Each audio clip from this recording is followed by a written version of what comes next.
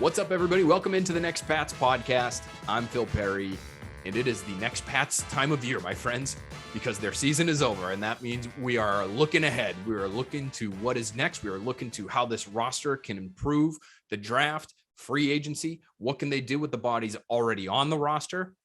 One body in particular that we will be focusing on for the next several months in Mac Jones to make sure that this team is better in 2022 than it was in 2021. Obviously, a disappointing season at the end for the Patriots to lose for their last five and to not be able to get a single stop against the Bills in the wild card round. That will color our offseason discussion all offseason. What do they do? What should be the priority? Should it be defensively to make sure that they get some studs, they get some athletes to be able to run and track Josh Allen, because you have to not only face that guy twice a year, but you have to defeat that guy and be better than him in his Buffalo Bills if you want to be hosting playoff games in the near future here. Or is it better to add on the offensive side and just try to keep pace on the scoreboard with those guys? And not just those guys, but with the Kansas City Chiefs, with the Cincinnati Bengals, teams that look like they'll be near the top of the conference as well for the foreseeable future, but really don't do it on the defensive side. The Bills are great on both sides of the ball right now, don't get me wrong. But the Chiefs are 24th in defensive DVOA this year. They're going to be right there at the end. The Bengals, they've already advanced to the divisional round with a second-year quarterback in the postseason for the first time. They were 19th in defensive DVOA this season. So you can get by with a mediocre defense if your offense is elite. And so that, to me, is the question. Do you chase the elite offense this offseason by adding a weapon, whether it's in the draft, via trade, or through free agency? Or do you look to that defense and say, we have so many holes there, we have to get that figured out? The offense wasn't bad, and it wasn't. Near the top of the league in terms of points scored, very efficient and plenty of different metrics. Run game, pass game, for a vast majority of the season, they were one of the best teams in terms of third and long situations. They were one of the best teams in terms of creating explosive plays through the air, even though those weren't necessarily long passes down the field. A lot of those were catch and run plays, but hey, that's the NFL in 2021. You get a lot of defenses that are guarding against the deep throw. And so if you can dump it off to your guys and create explosive gains that way, you're okay. 20 yards is 20 yards, right? We'll get into that discussion as well as the season goes on. But I thought this would be a good opportunity, our first Next Pats podcast after the 2021 season, and look ahead in a couple of different ways. Number one, let's focus in on Mac Jones.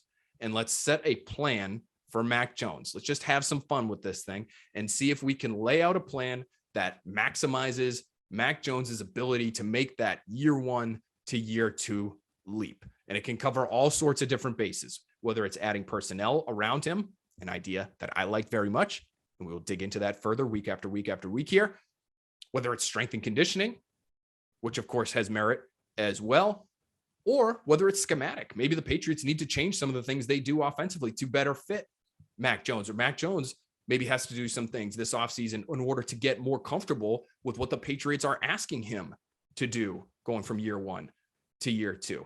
So I think this is a great discussion for us to have. We're also going to look at the cap because that matters. We're not going to give people a headache in terms of asking you to do advanced calculus on the podcast while you're walking around your house doing chores, or you're out at the grocery store while you're in your car sitting in traffic, because nobody wants to do that. I understand that. But we are going to speak briefly with Miguel Benzan from @PatsCap on Twitter. I'm sure you follow him. If you don't follow him, make sure you do, because he is more on top of this Patriots cap situation than anybody. And we're going to talk to him in terms of what can the Patriots do this offseason? What are their limitations? How much cap space do they actually have? And if they need some, how do they go about acquiring it? So we'll talk to Miguel, but first we're going to talk to our buddy, Mark Schofield, Touchdown Wire, USA Today. Nobody studies these quarterbacks around the league more closely than Mark. Mark has watched Mac Jones especially closely all year long. The guy's posted YouTube videos on Mac Jones throws week after week after week. He's writing about him all the time. So nobody better to talk about this Mac Jones plan, this offseason plan for the Patriots' new quarterback than Mark Schofield. Let's get to our discussion with Mark right now, and then we'll talk to Miguel and talk some cap.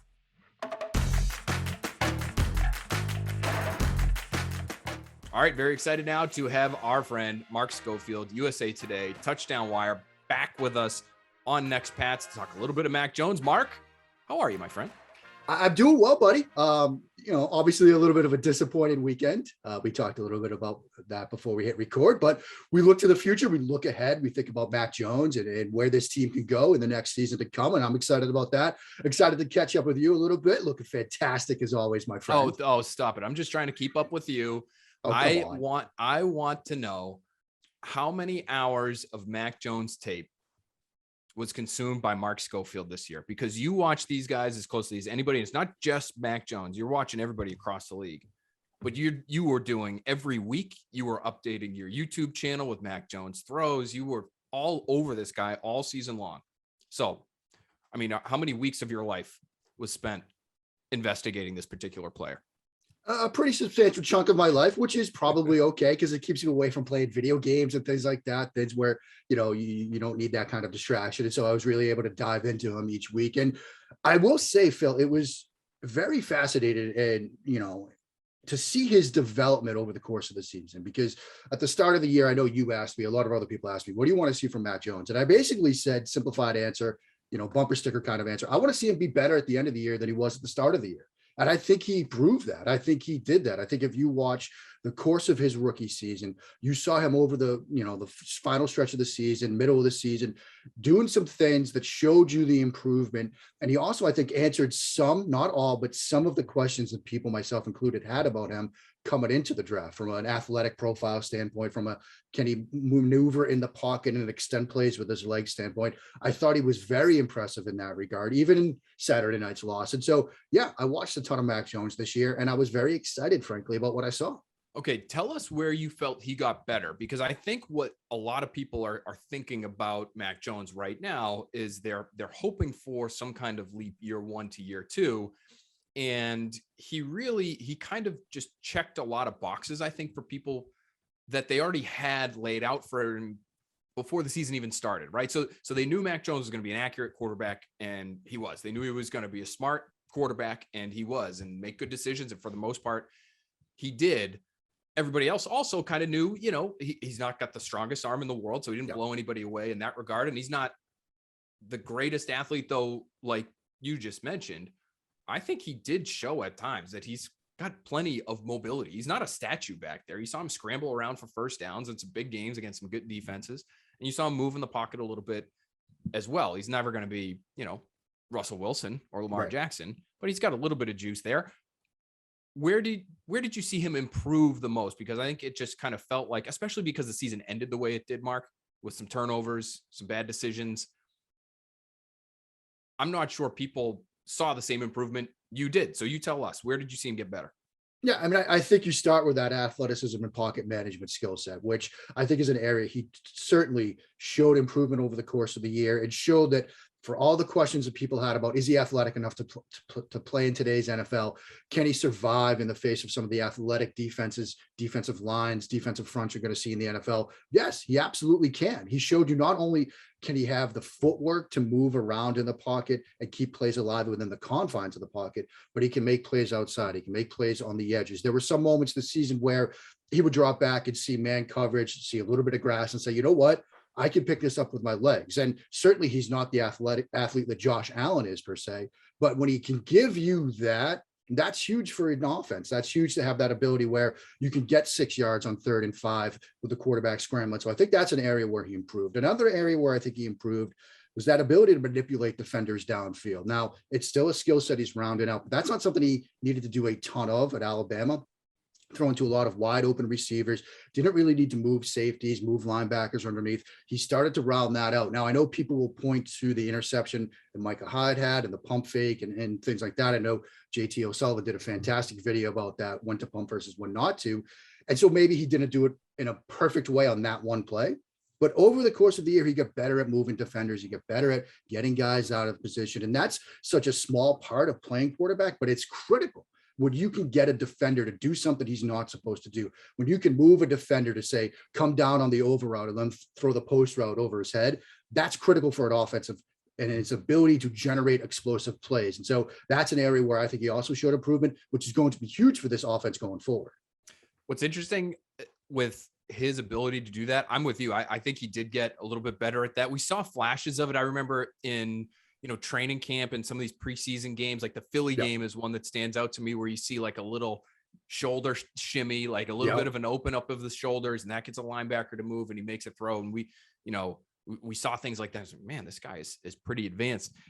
It felt like late in the year, he got so focused on doing that at times and doing it quickly, that when he would come back to actually make the throw was basically forced and it was coming out no matter what.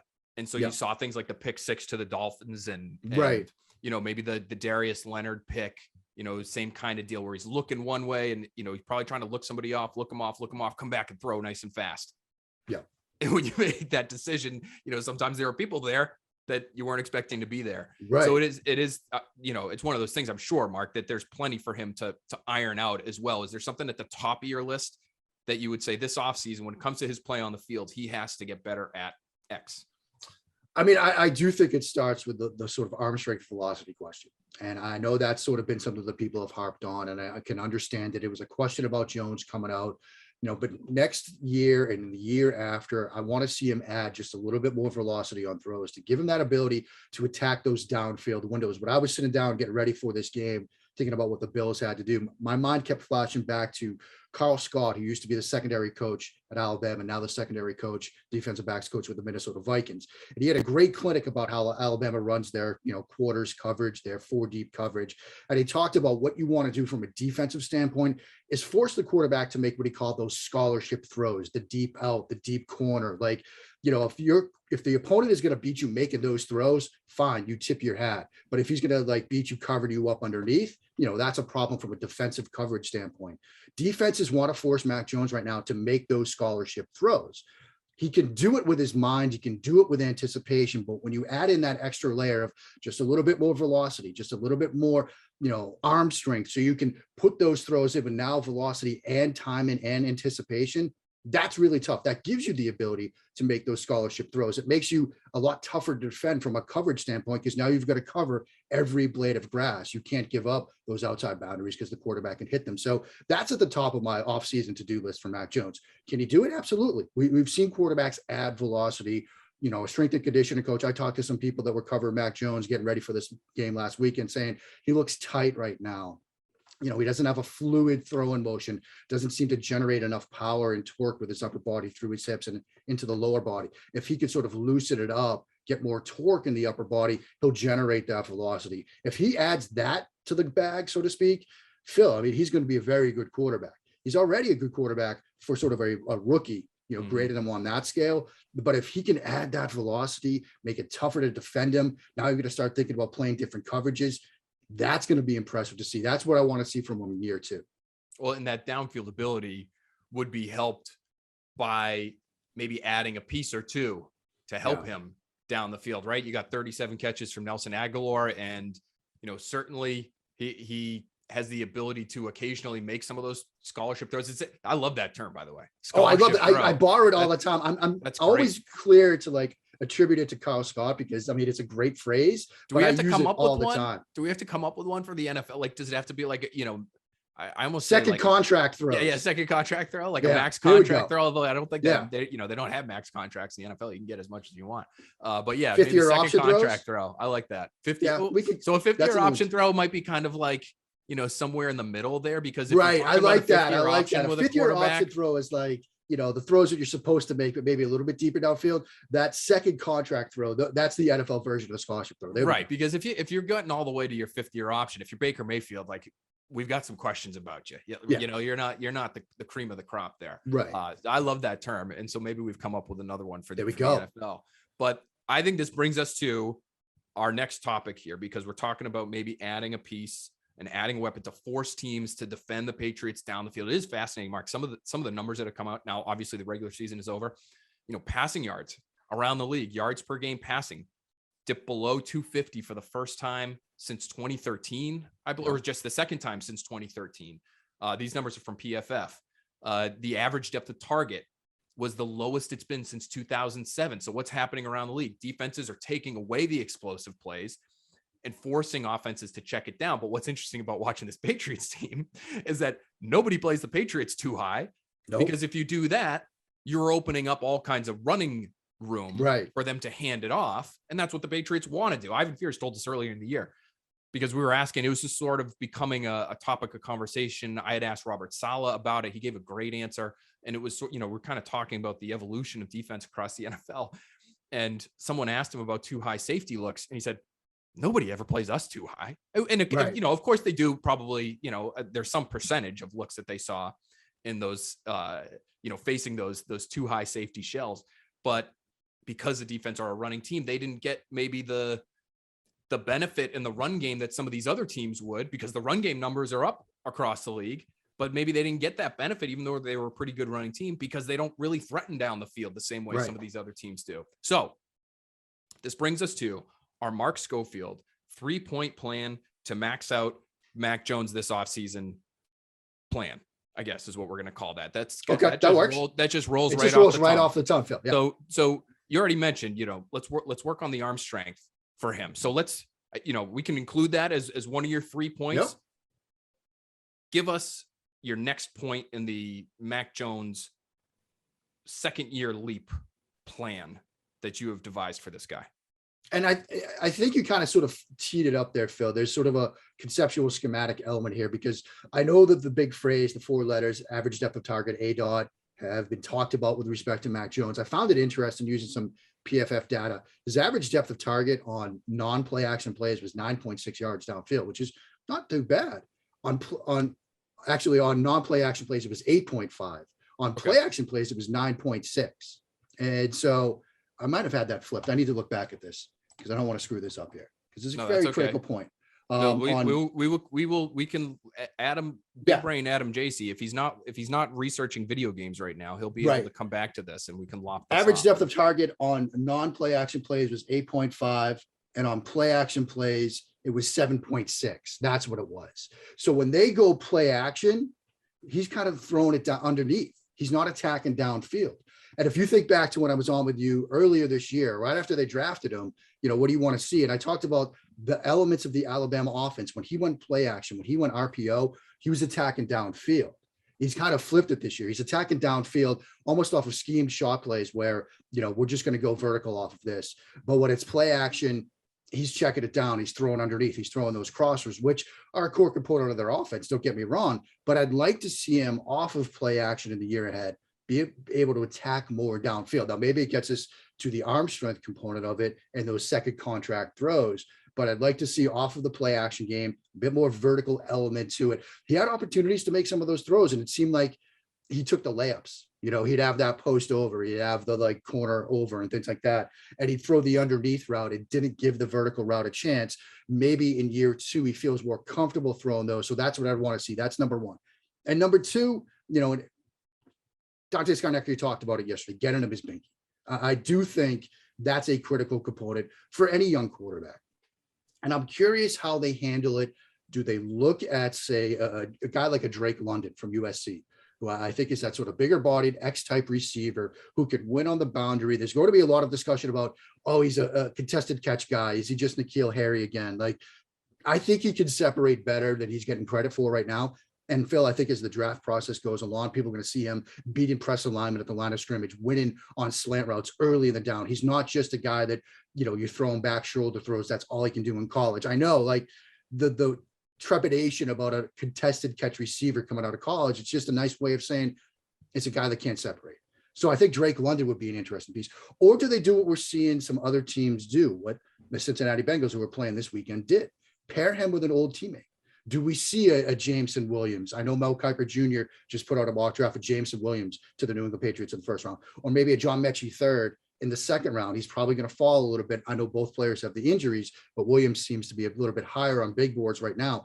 Get Mac Jones, somebody he's already got that chemistry with, somebody he's already familiar with. So when it's 3rd and 7, he knows where Mechie's going to be, or he knows where Williams is going to be. He can put a back shoulder throw onto the outside shoulder and get a completion and move the chains. Give him somebody, he's got that level of trust built in. We've seen teams do it. The Bengals did it. The Dolphins did it with Tua and Waddle. The Eagles did it with Hurts and Devonta Smith. Is this going to be part of a growing trend where you're trying to give a young quarterback that receiver he's got that established chemistry with, and do the Patriots follow suit with a Williams or a Mechie? And so I think that's another big piece, Phil. Give him his Benke, because then you've got the trickle down effect. You've got Myers working more out of the slot, seeing more, slot coverage, CB2, CB3 types. You've got that big piece on the outside that you might want to roll coverage to. Maybe you get them into those too high looks because you're worried about that guy on the outside. He lightens up the box a little bit. I think that's another component. Get in Mac Jones, his Benke, and whatever form that takes, that starts opening up some doors for this offense. I love that. I think it's critical that they add somewhere. Right. I think the discussion is really interesting. Do you get the outside the numbers guy? Do you get whether it's Drake London or Jameson Williams or Treylon Burks? Treylon Burks, sure. That's a great one, right? I like him too, and the ability there, especially when we're watching, Deebo Samuel just go off week after week after week. And I don't know if Treylon Burks is going to be able to do the same things. Deebo Samuel is a great player, but he's a big-bodied guy who's got some speed and athleticism to him, which should make him hard to bring down after the catch. So do you go after that guy, or do you go after, on day 3, Slade Bolden from Alabama? There's a guy he really does have some chemistry with. I like the Mechie example. I love Williams too. I don't think he's worked with Williams yet, Mark, but in terms of being able to speak the same language, he would at least know, the offense that Williams has been in. And hey, in our offense, this, what you had there with Billy O, that's this here. And, and you're off and running whenever he can get healthy. But that I think would be interesting. If you could pick one, would you go slot or would you go true X? Because I think there's merit in both arguments there. And so the argument might be you do both. I mean, if you're thinking about slot receivers, they get pushed down boards because of the ability to have that two-way go. It's a little bit easier to get that release and to get leverage off the line of scrimmage. And so those players sort of slide into day 3. So you could go London early and Slade a little bit later in the draft. You could add both of those components, because then you're looking at an 11 personnel package where you've potentially got Bolden at the slot, you got Slade at the slot, Myers on the outside, London on the outside, or Williams on the outside, or Mechie on the outside. That's an 11 personnel package that I think could work really well. And then we start getting into why didn't they use enough 12? You get the 2 tight ends. They used it a ton in week 1 and really sort of got away from it. Why don't they do more of that? Maybe we see more of that here in year 2. Maybe they feel a little bit more comfortable with Mac. Teams will play them in base when they go 12 and 2 tight ends. And so maybe we see a little bit of that way. But I think, Phil, you can do both. Because of the way the slot position is valued in today's NFL, we see those guys sort of slide a bit to day 2, late day 2, day 3. You could address, the outside early, inside late. I like that. And so, okay, let's recap. But I do have one more question for you before we let you go.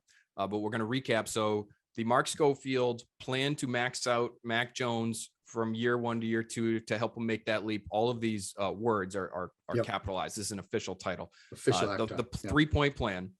Okay, get stronger, which I like. I think we can all get behind that. So you got a little bit more velocity there to work with, give you a little bit more leeway. Be willing to attack, or maybe this is partly on the Patriots. Give him looks, opportunities to attack downfield, opportunities to attack downfield. And number 3 is get the Binky. But number 2 is the one I want to come back to. Is this more on the Patriots? Should they be incorporating? I remember that conversation we had right after they drafted him. I think you were anticipating that they would have some of this stuff in their playbook for 2021, the RPO stuff, which we really didn't see at all. I mean, they maybe ran a handful of them all year, Mark. So is that more on the Patriots, or is that more on Mac Jones and just the willingness to push it? Yeah, I mean, McDaniels, and I know he talked about it with you guys. He basically said, look, RPOs, that's not what we do. And so I'm kind of taking the RPO piece and putting it to the side. Okay. He had options available to him in the downfield passing game, on play action, on non-play action throws, traditional drop back throws. And he seemed more comfortable at times, sort of working underneath, working to the intermediate areas of the field. And then there were also some moments where I felt like he perhaps really forced someone's downfield just to feel like, or say that he did it. Just look, I had this. Like I remember one play where he had N'Keal Harry on the deep post, Myers on the underneath, and he had Myers wide open. Said, no, I'm going to throw it back away from you. It's almost like, I got this play called. I really want to hit this one. And it didn't quite come together. So the Patriots gave him some options. Sometimes he took them, sometimes he didn't. I just want to see him take those more consistently, take those chances downfield more consistently. And I think with the improved strength, velocity, adding a little bit, again, the arm is NFL average, I'd say. You just need that little bit more. He doesn't need to have Josh Allen's arm or anything like that, but just bump up the velocity a little bit more. I think that's going to pay huge dividends for him and this offense in the future. Proof that great minds think alike, Mark. We had Hall of Famer Kurt Warner on the podcast last week, and he's echoing exactly what your number 2 point is. So Well, I love it. You know, the willingness, the ability, the aggressiveness to be able to let that play develop. And then when it's there, take the shot. Yeah. Don't be so quick maybe to get to your check down. Completions are good. Staying ahead of the chains is good, but there are plays that are available to you that you need to hit to beat good teams. Right. And you need to hit them, or at least show that you're willing to take them, to get them to play you that too high look, so that you lighten up the box a little bit and free up where we know the Patriots right now want to be, which is work underneath in the passing game, run the football with the offensive line and the running backs that they have. I mean, that's where they want to be. And that's probably where they'll start out next season. And if you can lighten the box with what you're doing with your arm and that willingness to attack downfield, you can't play this position scared. If you do that, you've opened up so many doors and so many pages to that playbook. All right, Mark Schofield, hopefully the Patriots send you a nice little consulting, the consulting fee, consulting stipend there, because we've got a strength and conditioning component to the Mac Jones plan. We have a decision-making component to the Mac Jones plan, and we have a team building component. We're trying to check all the boxes. So we've got the strength and conditioning staff is listening right now, the coaching staff and the front office. And we have just figured out the best way to maximize Mac Jones going from year 1 to year 2. Nobody better than Mark Schofield for us to talk to when it comes to quarterback play. So Mark, thank you for talking a little bit of Mac Jones with us this afternoon. Anytime, my friend, always a blast.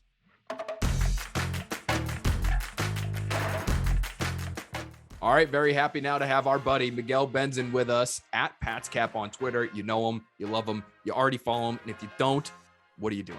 Go do that right now. Miguel, thank you for being with us, buddy. Appreciate you. No problem. All right, so Miguel, you're tremendous with your cap insights on the Patriots, and I just want to go to your page right now to get the most updated figure, but I believe the last I saw was that the Patriots have just a shade over $3 million. Yes. In salary cap space. Yeah, that's including, I'm projecting a second round 10 of the Jacoby Myers and original talent round 10 of the Jakob Johnson. So those that's why it's a little bit lower than everybody else, because I'm projecting those numbers. It is a little bit lower than, I know the site that I use a lot because their ability to interact with their site all the time is over the cap, right? Yeah, over the cap. Yeah, I can split. One reason that there's different is I've already accounted for Jake Bailey and things like that. No, they addressed the incentives just yesterday. I think yesterday morning. But Jake Bailey earned his proven performance escalator, so he increases this salary from $965,000 to $3.986 million, which is the same level of second round tender. That's the biggest difference. Okay, and then they have not yet adjusted for the players who didn't play every game last year, who had active roster bonuses. Got it. Okay. So the difference in figures is about 10 million. If you follow Miguel, and if you check over the cap, that's why the difference. So that's number one. Right. To me. Number two is, that seems like a shockingly low number, Miguel. 3.5 or 3-ish million. It's just compared to when you have 60 million or whatever it was last off season. It's a very stark contrast, right? It is, because the main reason is because they carried over from $19 million from 2020 to 2021. This year, $100,000. That's the main reason.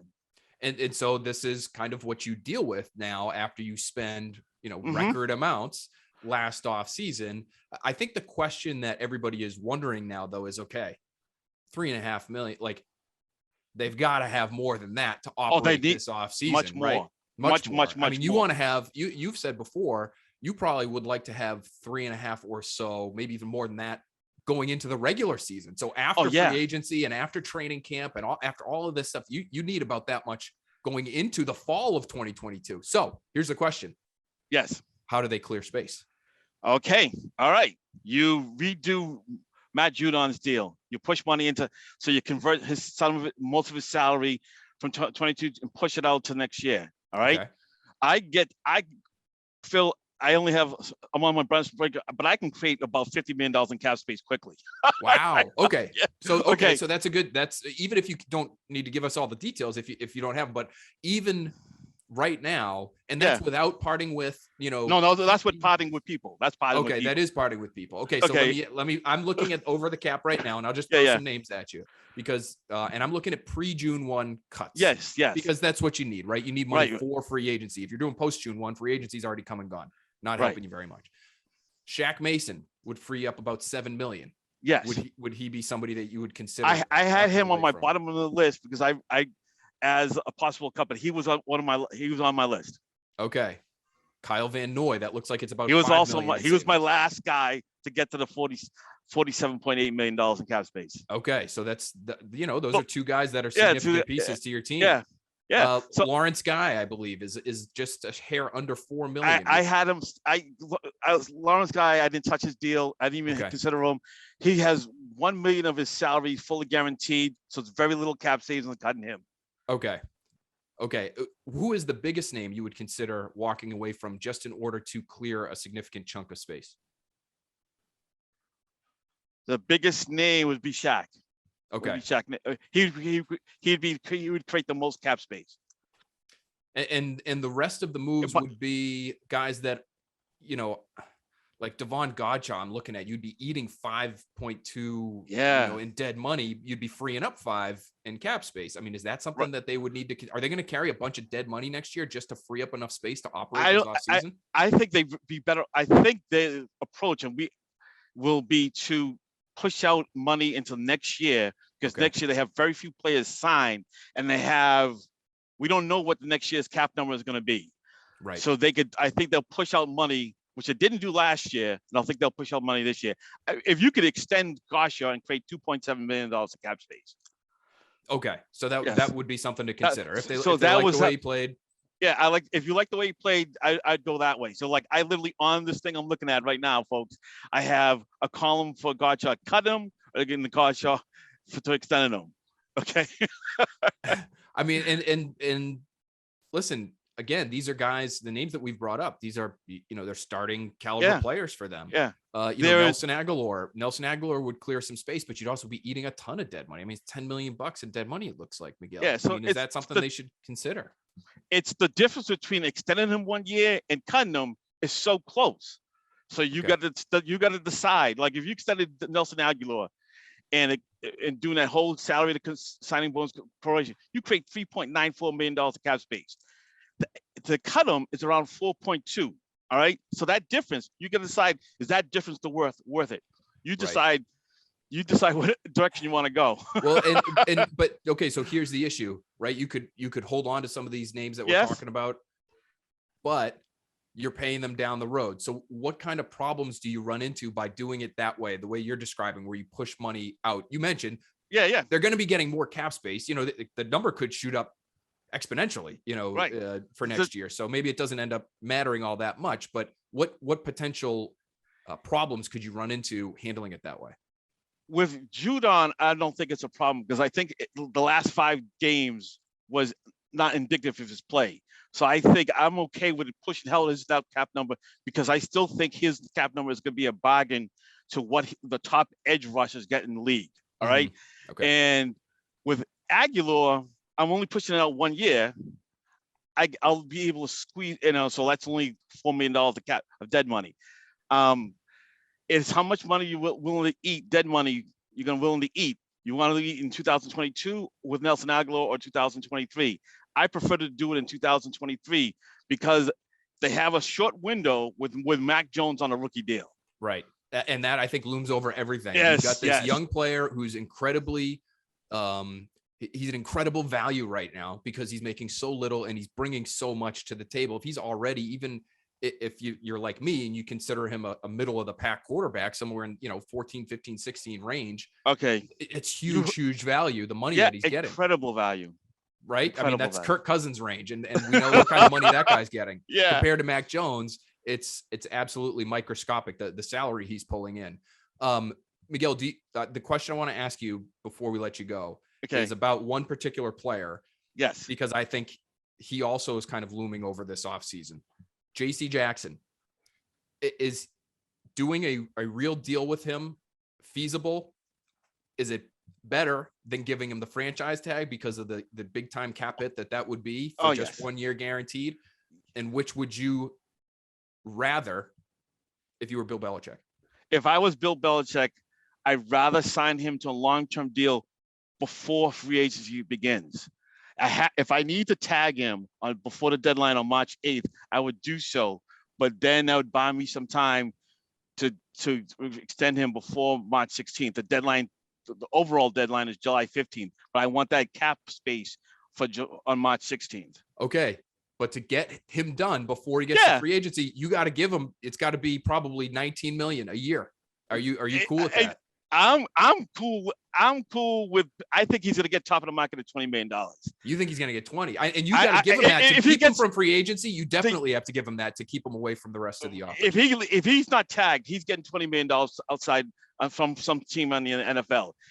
To keep him, he'll probably agree to a lesser amount. How much lesser it is? I think he'll probably get 18, 19, whatever. I don't think he's going to keep him from, if he knows he's getting 20 out there somewhere else, he's going to come to them and say, hey, we can get this thing done, but for this to happen before I see these other offers, you're going to have to blow me away. Phil, I'll disagree. He already knows. He already knows from last year when he was an RFA tender. Those teams told him how much he was going to get paid if he played well in 2021. He already knows. So he already knows. Well, I think it's going to be really hard to keep him from free agency. So I think it is probably going to end up being a franchise tag and then try to get something done with them. Yeah, but I think the Patriots, he's going to be for me, the big one free agency signing. They used to have big 5-year deals. It'll go, and last year was just 4 years. I think they're going to sign him to a big 5-year deal with a low cap number and for this year. So you think you can get whatever you need to get done this off? You don't see the cap as being a huge prohibitive sort of factor in terms of their team building? Because you just told me 50 million. You could probably clear 50 million without parting ways with a huge piece. I'm cutting players, but it sounds like Shaq Mason and Kyle Van Noy, Jonathan Jones. Oh, okay. Jonathan Jones is in there. Okay. I gotta be. If I get the 50, if you want me to get the 50, I gotta cut some. I made some hard decisions, Phil. Oh, you got to. I mean, and that's what we're talking about. I'm trying to see who else even could create a bunch of space for you, though. There isn't, because they have so many players. They have who with guaranteed salary, Phil. Now, off the top of my head, I think they got $65 million in guaranteed salary. All right, this year. It's hard to create cap space because those guys have no reason to agree to a pay cut. Right. So it's not going to be easy to get to 50. No, it's not easy. It's not going to be easy for them to create cap space. So you got to make some tough cuts, or you got to push out a ton of money to the next year. And do you think is 50 million? I mean, I don't think to get JC. Let me ask you this: to get JC Jackson tagged and add to your team the way they would like to, not with superstars, but to fill in some holes, what would be the number that they need to be operating with? You think? Does it have to get to 50, or could they? No, it doesn't have to get to 50. Okay. It doesn't have to get to 50 because the rookie you'll depend on the rookie picks, your draft picks. They make the team, therefore taking players off the roster who have higher salaries. Right. It's gonna probably be 35, Phil. Okay. So which means between now and the start of free agency, clearing about $30 million in space. I think it'll be 30. All right.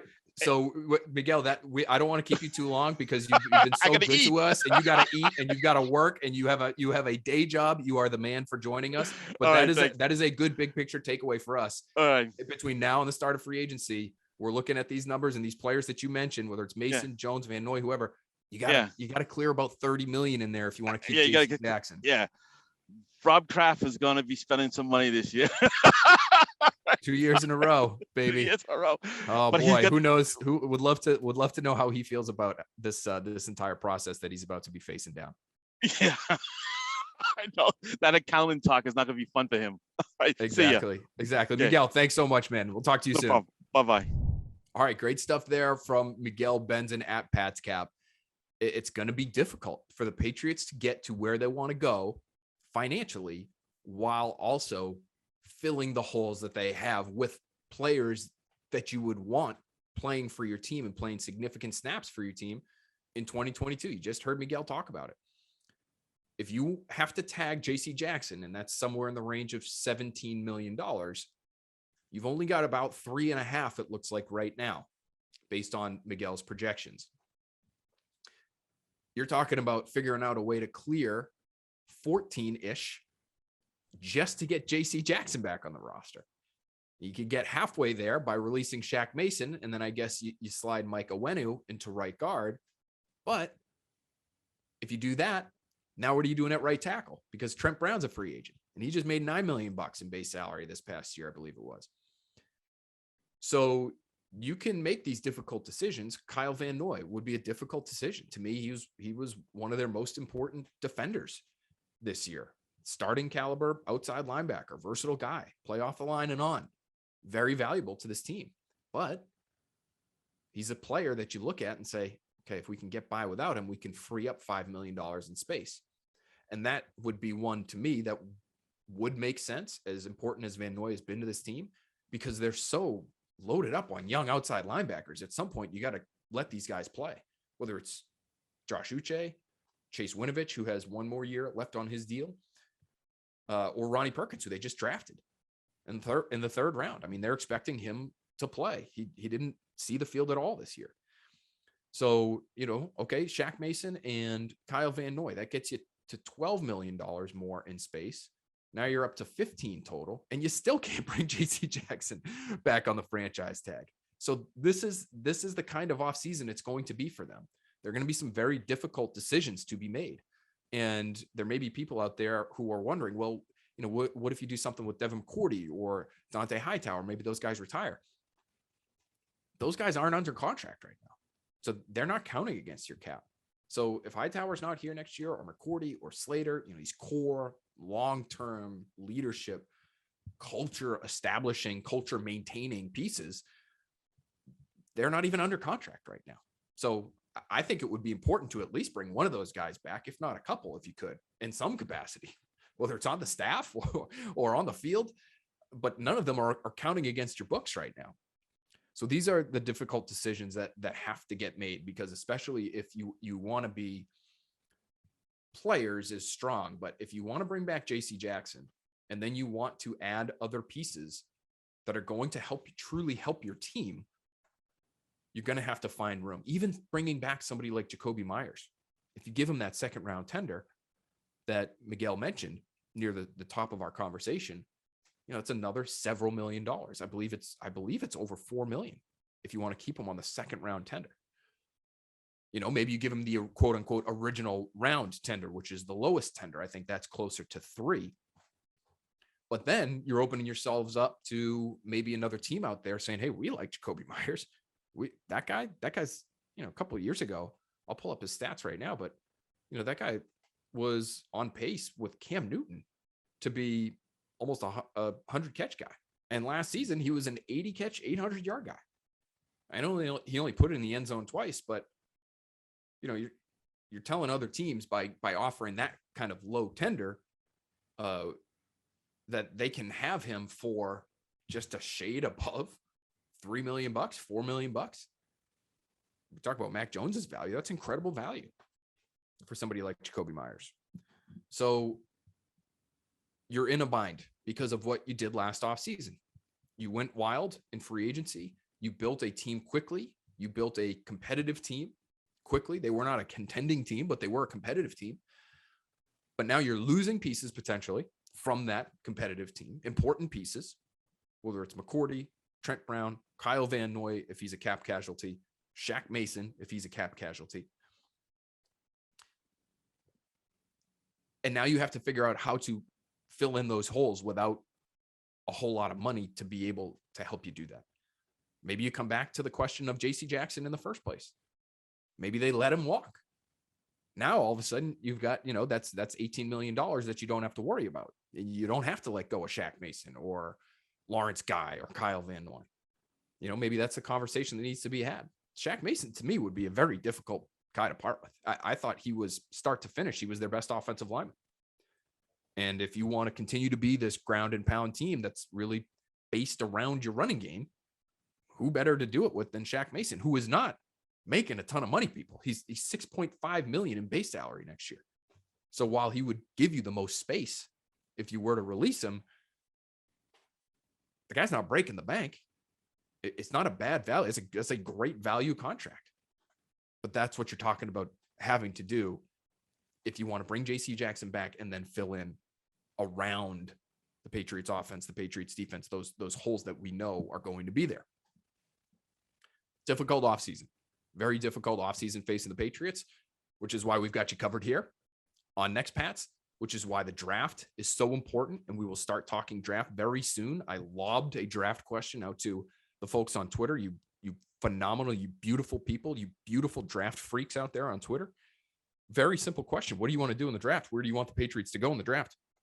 We got damn near 700 responses. It might be past 700 now at this point. It is. I'm looking at it now. You got about 750 replies, quote tweets and replies on that thing. So you guys are hot on the draft, as you should be. This is a critical draft for the second year in a row. No, they're not looking for a quarterback, so the conversations will be a little bit different, but they need help that can play right away and play on those low rookie contracts.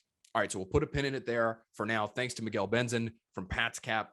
Phenomenal work. As always, really clarifying the picture for us, just how dire it is in some respects in terms of how much money they have to play with and the kinds of tough decisions that will be made this offseason. Thanks to Mark Schofield, of course, Touchdown Wire, USA Today. Phenomenal conversation on Mac Jones and what he can do to maximize his growth going from year one to year two. Next Pats, hoping to continue to grow all the time. And that's why we ask you every single week, rate, comment, subscribe, tell your friends. Let's make this podcast as phenomenal as humanly possible, week after week after week.